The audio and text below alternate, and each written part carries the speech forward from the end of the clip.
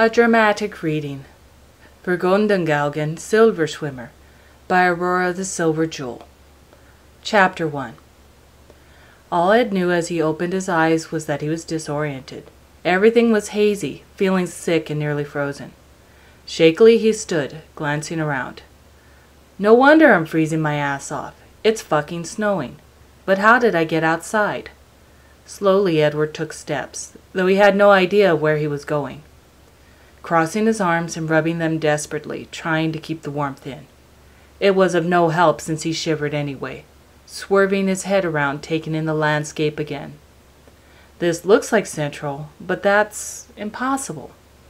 The golden blonde felt the flakes of snow land on his face and hair. He could see the white plume of air as he breathed heavily. As much as Ed wanted to continue, he couldn't. His legs just wouldn't move anymore. Golden iris rolled back as his frame fell back into the paraffin-tinted ground. Now laying there, he could now comprehend that something was seriously amiss with this body. His hair felt longer than it should, and his clothes didn't quite fit right. After those thoughts, everything went dark. Edward didn't know just how long he laid there, when suddenly he felt something warm against his cheek. While taking a shallow breath, he twitched at the warmth. The rustling of cloth reached Ed's ears, and then felt hands lifting him and wrapping him in said cloth. It's warm. Must have taken it off. Is it you, Al? Ed wondered as he felt himself being lifted and pressed up against a warm body. No, it's not Al. The blonde gathered by his limited senses. Cologne, alchemy, smoldering pine, and lavender? Odd but pleasant. Except the cologne. He drifted off into slumber as soon as he felt a seat under him. Ed opened his eyes, still feeling a bit ill, but not freezing. He could feel the sheets on what was left of his bare skin. The blonde lifted his right arm and over his eyes. Wait a fucking minute. As if it burned, it was pulled away. When did I? Gold eyes took in the look of both his hands. My hands are too slender. They aren't as thick as I remember. And when did this automail get attached? Ed rubbed his throat while he sat up.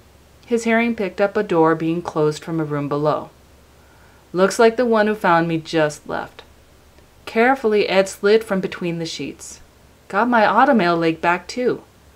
Rotating the arm, Ed cautiously stood, taking note that he was left in a shirt, not his own, and his dry boxers. Ow, I guess I have a cold or something. His voice sounded strange to his ears. The German accent he had acquired didn't bother him. It was a timbre. Those gold eyes spotted a mirror and deftly made his way over. Eyes widened when getting a good look. Oh, fuck. Ed flattened the shirt against his abdomen. Breast. I have breast. Damn whatever did this to me. I'm an androgynous female. Thinking quickly, Ed pulled the shit tails back and tugged the elastic away. Yep, I'm a woman now. Slightly masculine and feminine. She again rubbed her throat. Need see. She made her way out of the room and down the stairs. She did so carefully because she was still wobbly on her feet. Nice place. Ed took a liking to the carpet. It felt nice against his right foot. Finding the kitchen relatively easy, she started searching the cabinets and drawers for her desired tea in a mug. Upon finding the mug, she gingerly pulled one down and continued the rest of her search. She found the tea stashed in a drawer, her eyes glancing at the names. Ah, this should do. Plucking the tea bag out of the box, she closed the drawer. I don't want to heat the water on the stove. I wonder if... After filling the mug with water, she clapped, then set them against the earthenware. Ed smiled brightly as she saw the steam rising from the water. I can still do it. She dipped the bag into the water. After doing that a few times, she let it steep in the hot water. Ed relaxed as she took a sip. Maybe I'll curl up with a good book. What am I thinking? I know I can't stay here for too long. I have to find Al. She sighed as she switched her tea from her left to her right hand. But I suppose it wouldn't be a smart idea to leave now, so I guess one more night couldn't hurt. Ed's stomach growled at her. While glaring at it, she thought, I'll eat after I look around and find a book. Leaving the kitchen, she wandered into the living room, finding no bookshelves. Ed continued down the hall, peeking into every door, even if they were closed. Then out of the corner of her eye, she spotted a familiar figure. Turning to look at it, she saw it was the younger forms of Maze Hughes and Roy Mustang. I know this can't be the Hughes home. I would have recognized it, and the one who picked me up was a man. And Hughes is gone, so this has to be Mustang's home. With one finger, she gently traced the faces. This must have been before they went to Ishval war. That bastard is actually smiling, not smirking. Frowning and continuing on her way down the hallway, a thought came to mind.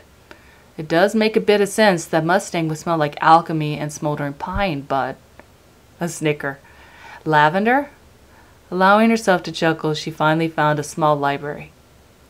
Her left hand searched through the books, gently touching the spines as she sipped at the tea. When she spotted a title, she gently pulled it from the rest. I'd think that Colonel Bastard would have books on fire alchemy, or alchemy in general, cheap and cheesy smut, and or nudie magazines. Maybe pin-up girls. But this is a... She skimmed the first 2 pages, after she set her mug down. Detective novel. I suppose it couldn't hurt. She tucked it under her arm and picked up her tea back up. Then as quickly as she could went back to the kitchen. Maybe I'll eat first before I go searching the house for what I need, since I would need money to even get to Rissenbull. Well, I searched this place from ground floor to the attic and found all that I need. I'll have to alchemize those clothes. At least I found a sturdy suitcase. Laughter. I know where the cash is, so I'll borrow enough to get to Rissenbull, get food, women's unmentionables. Ed may be a bit naive, but he had lived with a woman as employee for nearly 4 years. So Edward knew a few things, considering he had to pick up things for her when she couldn't. The blonde was now back in bed. The extra clothes and suitcase stashed under the bed, the covers hiding that it was there. Her flesh hand was combing through her hair, the right holding the book open while reading. Ed thought it strange that she wasn't tired, but shrugged it off. The slim metal carefully held the book so that nothing got torn. She blinked when the door was opened and then closed again almost too quietly for her to hear. So where is your mysterious woman, Chief? Ed groaned. Havoc. She should be upstairs. The blonde focused on the books as she heard footsteps coming towards the room. She glanced over as the door opened. Mustang hasn't changed much. Ed did notice the deep gash of a scar above his left eye. I bet that puts a dent in his ego. Havoc whistled. That one is quite the looker, Chief. Ed's initial reaction was to brain the older man with the book, but she restrained herself, while a slight flush graced her cheeks. Jean, quit ogling the poor girl, Hawkeye groused while scowling at said person. I trust you slept well. Ja, she answered in German. Edward smirked internally when they all looked at each other.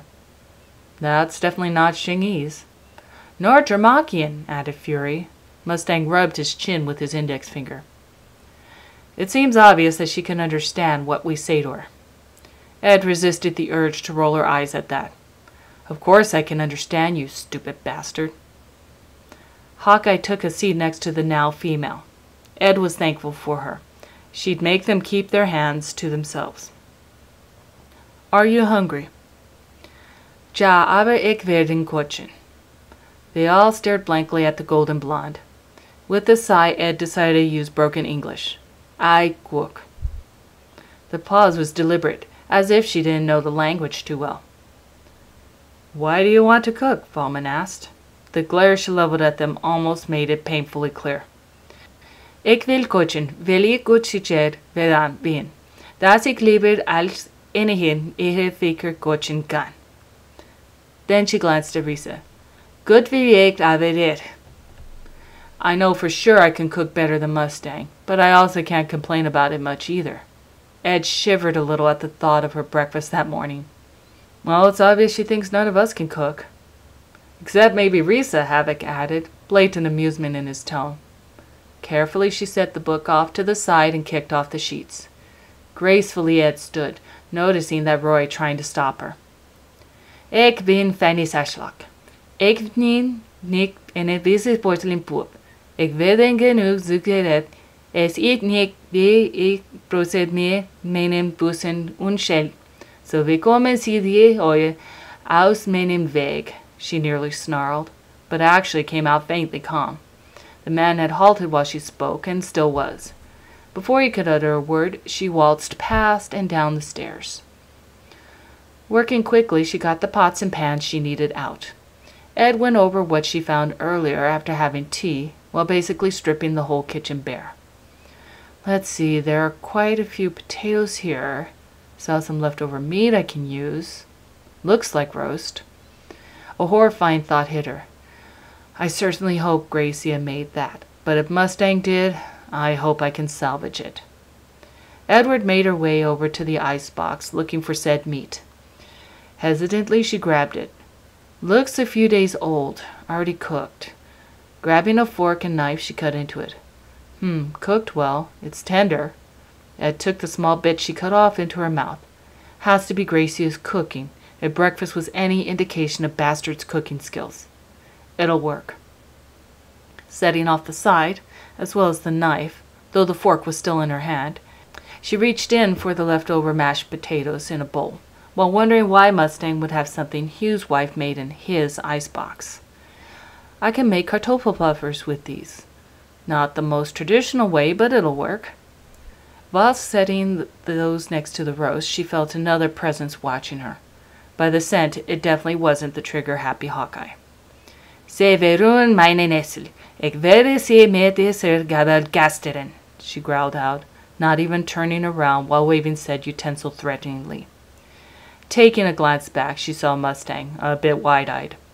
She threw the fork onto the counter, knowing he wouldn't dare do anything like that, at least to her nor Hawkeye. Is there any way I can help? Oh boy, I have to give him something he can't seriously fuck up. With a curt nod, she pointed to the drawers where the vegetables were stored. You pick. She then set herself to making supper. Dinner wasn't a quiet affair. Everyone but Edward was making conversation. Ed didn't pay all that much attention till Al's name tickled her eardrum. So how long did he say he was going to stay in Risenbull, Roy? Risa asked. Said man shrugged. Few weeks, I suppose, or longer. Alphonse never said. Her lips curved up slightly. Good. Then suddenly the conversation turned to her. She should stay here, Chief. She's a good cook. Small blush graced Ed's cheeks. Fallman looked her over. What is your name? Damn you, Havoc. The gilded blonde graced them with a blank expression. Again they looked at each other. And hoping she would understand what was asked, they introduced themselves. Ed looked down. I know what you were asking. Is it possible that she doesn't remember her name, sir? Fury asked worriedly. Thank you, Fury. I could kiss you. Mustang sighed. It's very likely. Then rubbed the bridge of his nose. Ed kept quiet, hoping they wouldn't ask any more questions like that. Her lips narrowed into a thin line. She, without a doubt, needed to get on that stupid train, to go see Al, Winry, and Granny Pinaco. Soon she rubbed her eyes gently with her left hand. I better get some sleep if I'm gonna catch the earliest train out of Central. Tiredly she stood. Gute Nacht.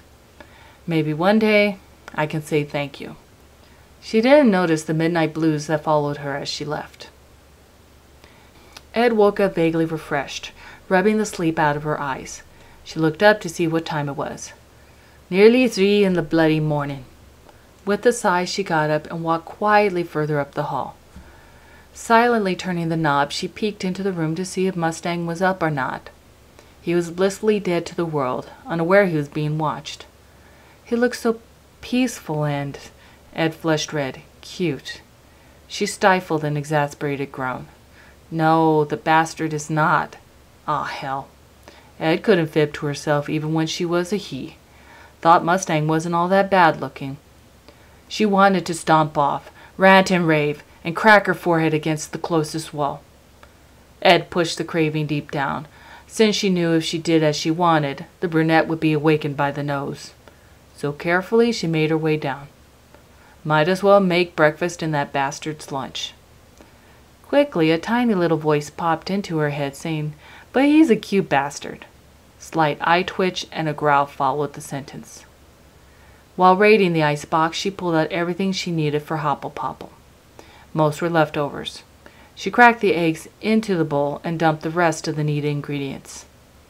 Ed began to whipping it all together while her mind wandered, contemplating why the heck she was doing all this, her body still on automatic pilot. Bastard can't cook very well. Maybe with some lessons. The mess is okay, but not exactly the best. Damn it, I'm doing this because he deserves some good food. Besides the fact I'm used to getting up at the crack of dawn to cook. By the time those thoughts finished, the meal had already placed in a skillet, flipped and cooked. After turning everything off, she took a portion for herself. The rest she left on a plate and covered it. Now what to make for lunch were her thoughts while eating. The next time Ed woke up, she noted it had been 3 hours since she laid down and promptly dozed off on the couch. Mustang must have already left. Golden eyes took in the blanket over her as she sat up. Huh? I didn't have this when I... Edward blinked. Mustang must have draped this over me before he ran off to the office. This makes me want to stay, but I know I can't, she thought as she bit her lip. Ed stood slawing the blanket. Calmly she went up the stairs to the guest room to get ready to go. 2 minutes later, Ed tromped down the stairs, suitcase in hand, alchemized clothes and gloves on. She had her hair up in a ponytail. Quietly she left the home, taking a glance back, taking everything in. Soon she was on her way again to pick some flowers. Edward had to pay a quick call on someone before she caught her train. All the while knowing Mustang was going to be greeted by a cold and empty house.